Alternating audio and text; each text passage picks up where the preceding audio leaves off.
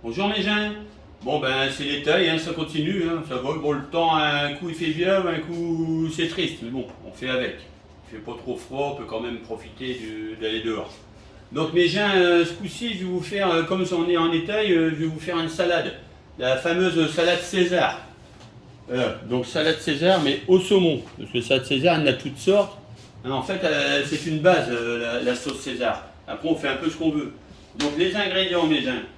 Donc, des œufs durs, un jaune d'œuf, de l'ail, du parmesan râpé, parmesan copeaux, crème liquide, vinaigre de Xérès, jus de citron. Ça, c'est les ingrédients principaux. Après, comme je vais le faire au saumon, ben, il y aura du saumon forcément. Alors, normalement, c'est une salade romaine, mais c'est très compliqué d'en trouver dans le commerce chez nous. Donc, j'ai pris une bataviole, il faut prendre une salade bien croquante en fait. Les tomates du Gardin et de Benoît. Voilà, qu'on va rajouter dedans. La sauce anglaise authentique, la Worcestershire, la Lien Perrins et du tabasco. Et aussi du pain toasté. Donc je vais commencer par mettre mes aiguillettes de saumon à snacker hein, sur une plancha. Avec un petit trait d'huile d'olive. Comme ça, voilà, pas de trop. Hop. Voilà. Pendant ce temps-là, je vais préparer la sauce. Bon, ça va être vite cuit, hein. Le saumon, il faut que ça soit cuit presque, on dirait saignant, hein, rosé. Voilà. Un petit coup de sel dessus. Voilà. C'est juste pour les marquer.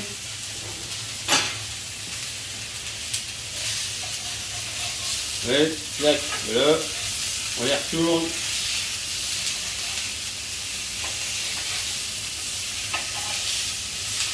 Voilà, et je coupe. Ça va finir de faire tout doucement. Pendant ce temps-là, on va attaquer la sauce. Donc la sauce César, pareil, c'est pas compliqué, c'est beaucoup de petites choses à assembler. Donc on met un œuf dur. On coupe en 2-3 morceaux. Hop, dans un mixeur. On met le jaune d'œuf. Ça c'est pour la liaison.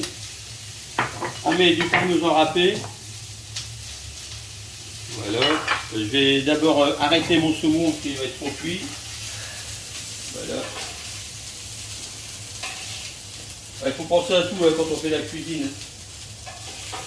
Alors, forcément à la maison on peut faire les choses une par une. Là, moi je fais comme si j'étais dans mon restaurant. Hein. Je cuisine tout en même temps. Voilà. Donc ça c'est fait. On continue. Donc j'ai mis œuf dur, jaune d'œuf, parmesan. On va mettre. Alors c'est soit de la pâte d'anchois ou des anchois à l'huile qu'on met dedans. Voilà. Je vais pas tout mettre. Qu'est-ce qu'il y a encore? De l'ail haché. Voilà. Et on va mixer une première fois. On mixe.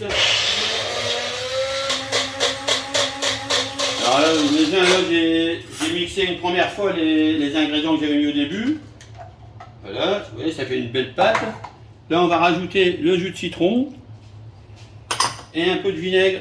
Alors, vinaigre, moi j'ai mis un vinaigre de vin rouge, on peut mettre du vinaigre de Xérès. Bon, le principal, c'est qu'il y ait de l'acidité. Voilà, on va remettre tous les ingrédients dans le fond. Et on va continuer de mélanger. Alors ça c'est la sauce César, parce que souvent dans les restaurants ils vous mettent une salade avec 3 cocos de parmesan et puis des croutons et puis voilà, puis du poulet et puis une vinaigrette, ils appellent ça une salade César. Mais bon.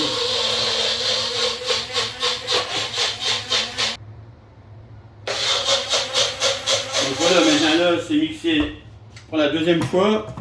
Vous voyez, ça commence à prendre forme. Une belle texture. Donc maintenant, étape suivante, on rajoute un peu de crème pour adoucir. Voilà. Et de l'huile d'olive. Ou ça peut être de l'huile de pépins de raisin par exemple. Moi j'aime bien l'huile d'olive et je mets de l'huile d'olive. Ça donne du goût. Et on remixe une dernière fois. On est parti. Là, je monte.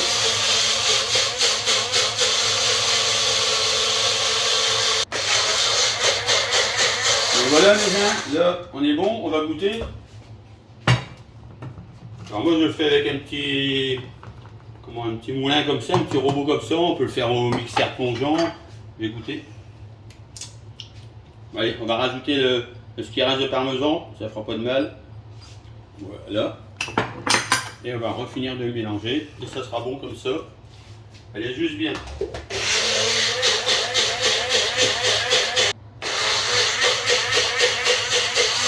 Bon voilà, là ce coup-ci, ça va être bon. Hop, là, c'est tout un protocole à respecter. Hein. Mais la cuisine, on rigole pas. Donc là, je vais en mettre un peu dans le fond mon cul de poule. Je vais mettre de la salade. Alors, il faut prendre la salade bien croquante, ouais, ça s'entend, hein, ça croque. Hein. Voilà.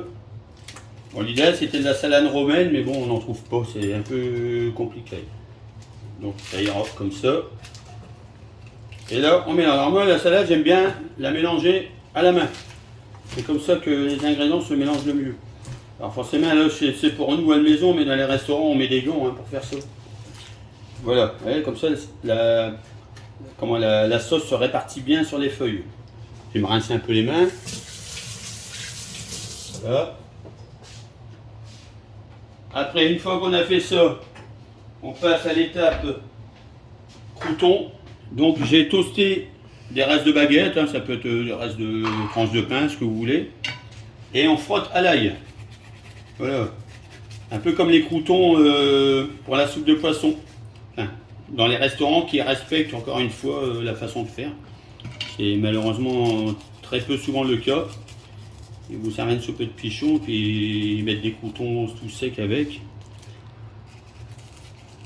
Donc voilà, une femme elle rigole derrière la caméra. Voilà, et on frotte. Vous voyez, il n'y a plus d'ail.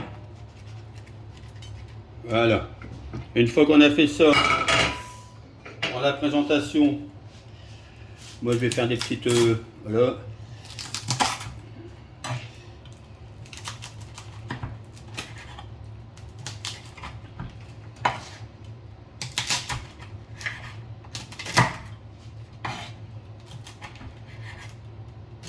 Voilà.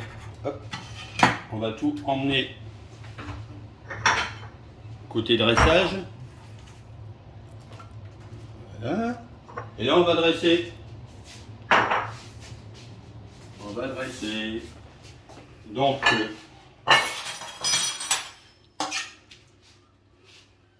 va essayer de dresser ça proprement.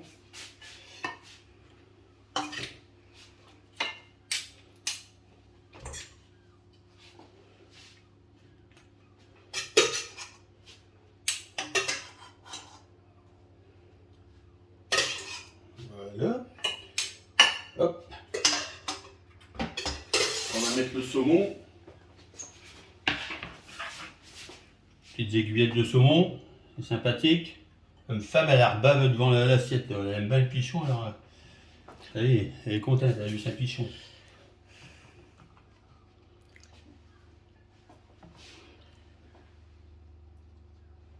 Voilà. Vous voyez, il est juste cuit comme il faut, on le voit là. Hein. Il est nacré, impeccable. Alors, on va passer au copeaux de parmesan. Alors j'en avais fait un petit peu d'avance comme ça, mais voilà. Alors ça c'est pas une obligation, hein, c'est pour un petit peu la déco puis le goût, hein, parce que c'est très bon le copeaux de parmesan. Hein. Alors faites ça avec un économe, hein, c'est pas très compliqué.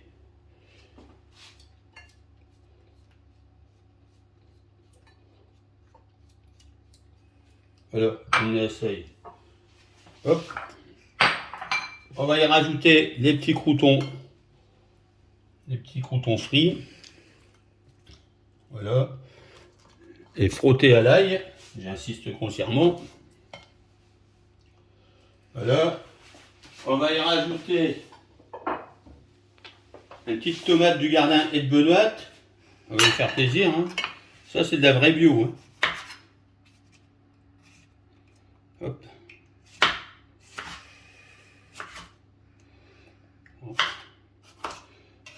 Voilà. Bon, tout ça, c'est du plus, hein. Ce que je voulais vous faire voir, c'était la base, la sauce en fait. C'est ce qui est le plus important. Et je vous dis encore une fois, souvent on vous met des vinaigrettes qui sont même pas maison en plus. Voilà. Et le clou du spectacle, il restait quelques haricots du Gardin et de Benoît. On les met dedans aussi. Allez. Ah, c'est la fête aujourd'hui, hein. Ça met de la couleur et puis c'est bon, hein. C'est encore une fois des vrais haricots bio. Et un mini concombre à manger à la croque. Du Gardin et de Benoît toujours. Et une le Gardin de Benoît, hein. Elle est un peu plus derrière la caméra là. Voilà, voilà. On va rajouter un petit peu de sauce. Un petit peu de sauce au-dessus comme ça. Voilà, comme ça, juste pas sur les croutons, on va pas imbiber les croutons.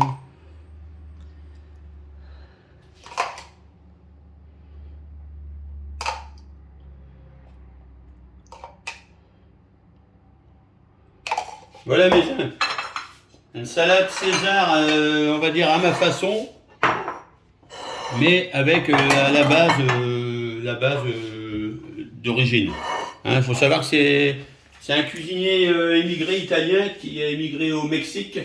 C'est César Cardini qui a créé ça parce qu'il s'est retrouvé un coup dans le jus dans un restaurant, il n'avait plus rien, donc il avait plus de marchandises, donc il a créé à la dernière minute une salade comme ça avec les ingrédients qu'il avait sous la main, et puis il a créé cette salade-là. Donc voilà mes gens, bon app. Bon mes gens, avec ça, comme c'est l'été, on va avoir un petit coup de rosé. Hein. Je trouve que ça, de toute façon le rosé ça va avec grand de choses. Hein. Donc un petit coup de rosé, pareil, que mon ami Philippe du Caviste du Port, le K42 m'a mis à disposition. Donc les pintades. Les pintades c'est un vin bio donc du Languedoc, hein, qui est en vin de France en fait, parce qu'il n'est pas reconnu appellation Languedoc, mais ça vient de là-bas. Donc on va goûter ça, tout simplement.